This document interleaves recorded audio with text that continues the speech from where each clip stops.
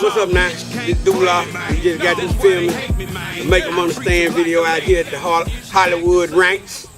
And I'm sitting here with history right here.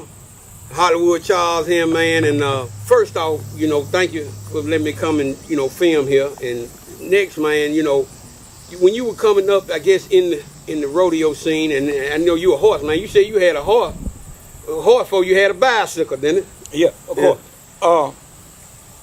First of all, let me say to everybody, I appreciate you saying thanks, because sometimes us as a people, we forget to say thank, congratulate, please, thank you, all this. All that mattered on it, man. Hey, look, let me tell you something. If we can learn to do that to each other, we'll be a better race of people. Okay, but to just skip past that, yes, I had a horse actually before I had a bicycle, and it wasn't by my choice. It's because my people were in the horses. We raised, and my uncles were into what we called then horses that we used to do logging. They had logging teams. We had teams of horse and a mule, or ox and a horse, or whatever, and they leased them out to people. But heavy equipment came along, and now that phase, it was phased out, right? Right. Okay, but at one time it was a business. You raised horses that went down there and pulled the logs back up to the landings. People cut them up. They took them to the mill. They made lumber or whatever.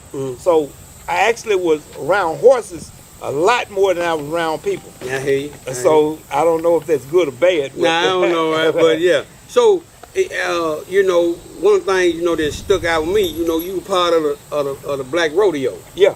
And how did you get involved with that, and what did you do?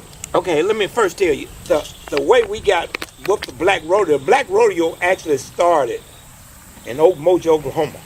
Okay, it was blacks and Indians, and a lot of times that's the same people. Okay, and a lot of us went from Memphis. We had heard about the Black Rodeo thing they had out there. So a group of us went out there. The guy who initially started the Black Rodeo here was O.T. Bonds. And we called him Peter, but his name was O.T. Bonds. A lady, we called her Miss Kitty. Her name was Barbara Love. She was a Memphis school teacher. And we had the idea we would bring that here, and we would do it during Black History Month, okay, which was in February. And so my role was to go around and speak to the kids and address the fact that kids had never heard of black cowboys. Because when Hollywood created the Westerns, we somehow were left out. Okay, the term cowboy even was a derogatory term. Okay, cowboy was blacks who took care of the horses and the cows. The white men or the European people were called cattlemen. They were not called cowboys. But when Hollywood made the Westerns, John Ford created the Westerns, he glorified the figures, and he had John Wayne, Gary Cooper, Gregory Peck, Glenn Ford, all the usual suspects, and they became cowboys. Gotcha. Okay, so we don't realize that the westward movement started immediately after the abolishment of slavery, where newly found slaves went west with the wagon trains. So the cowboys went with them, and because the Indians didn't have a problem with us, because we were people they felt had been used and misused and abused and accused and criticized, had to be taken out and apologized. So they didn't have no problem with us. So we led wagon trains. The Indians didn't have no problem with us. So we integrated with the Indians. That's when a lot of us have Native American backgrounds, ancestry, and the 9th and 10th Cavalry and 11th, 12th Infantry were the Buffalo Soldiers, right? Right.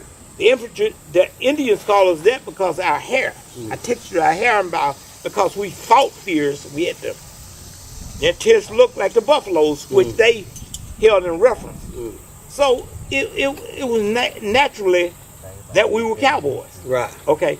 So I sometimes I get all this come pouring out. Yeah, well, hey man, be yourself, do what you say, what you say, man. Because I mean, you know a whole bunch, man. But like I say, you went and you got involved with the rodeos, and you were actually like one of the stars in the rodeo. What was you doing in the rodeo? What was your performance? Well, let me tell you about stars. I don't really take myself to be a star. You a star, man. You a star. You a star today. You a star today, man. You been. If you want to star then, you a star now. Let me say this. Hollywood charge, y'all. Let me say this. Initially I started off as a performer. Okay, my thing was barrel back and saddle bronc. Okay, and that takes a lot of display. Then as age catches up with all of us, I got involved with the show part, which I did the tricks with the guns and the twirling of the guns.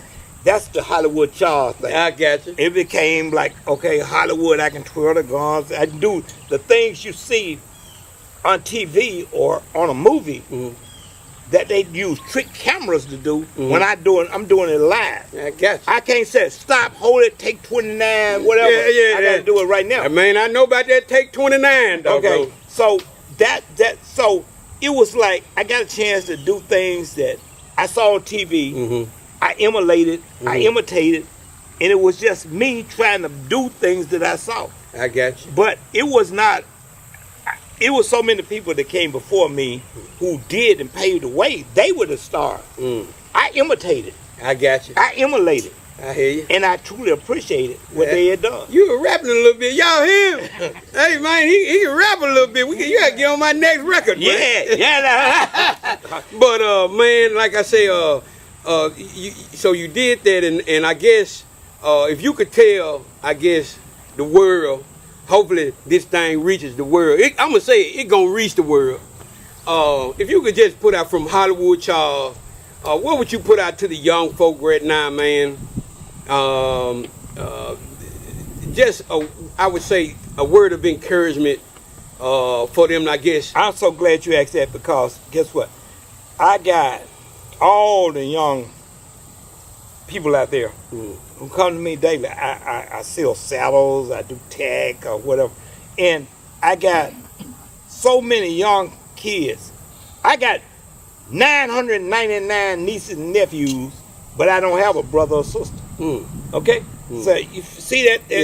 It's like if the young people call you their uncle, nieces and nephews call me their uncle. They tell me about my uncle, okay? I ain't got a brother or sister, so it's hard to have a niece and nephew, right? Right. So if you got 900 nieces and nephews, but you don't have a brother and sister, that tell you you're doing, every now and then you do a little bit of something right. So if I want to just keep on doing it, so I keep putting these seeds in the ground. I keep hoping a crop will come up. So if I got a niece or nephew, and then they extend that branch, and they are extending that branch, and they are extending that branch, I'm going to have a big tree one day. Yeah, you will. And then one day, maybe 100 years, as Stevie Wonder song, may not be in time for you or me, but one day. One day. One day. Well, so I guess, in short, what would you just tell them, Nick, a word to grow on? I mean, it's like each one teach one, okay? Each one teach. Don't be afraid to say, hey, I'm going to reach back and help you. You know, it's so many times they say, people think, well, I got mine. Get yours. You know what I'm saying? I mean, I'm not afraid to say, when I met you, my brother brought you, and I said that I don't have a. You see, sometimes God gave a lot of us family that we can't. Okay, but I picked my own. I hear you. I don't have a blood biological brother, but I got 2 or 3 that I chose on my own. Okay, and we closer than any biological band. I got biological sisters and brothers that I chose. We met each other. We got our own rap. Okay, we rap together, and we ain't bound by no traits or no genes or nothing. But guess what? I love them. They love me. Right. And Well- when we like that, we know we're the real. Well, one last thing before we get out of Okay. here. Just give me 2 of your horses and I need one of your trailers. Okay. And I just take them on home with me, and I'm gonna ride them down 3rd Street. Let me tell you something, my brother. Mm-hmm. And I was just telling my brother a minute ago. Mm-hmm. My days are getting shorter every day. Okay. Times I don't want to get up some morning feed. Sometimes I don't want to get up and take care of them. And I told him, the day that comes where I get so far, I'm not gonna like wait till them waste away. I'm gonna give them away. Right. So if you really feel that way, Oh, just man. stay around. Hey, I was really joking, man. I know, but I wasn't. That's what I'm saying. I'll tell you. It's at the old words of Doc Holliday on Tombstone. I wasn't. I'll be your Huckleberry. I hear you. Well, look, man, we're gonna close it out. Hey, thank you again. Hey, much love, brother. All right, my brother. All right. Get yourself from ID pause, man. Don't come to me.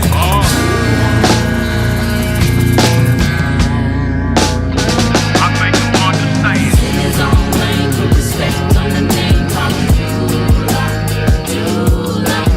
Riding through the rain, known as the Geechee Maine, call him Dulaa, Dulaa. Just look at it. Too stupid to go on speak. Just figure me up and down till you figure I ain't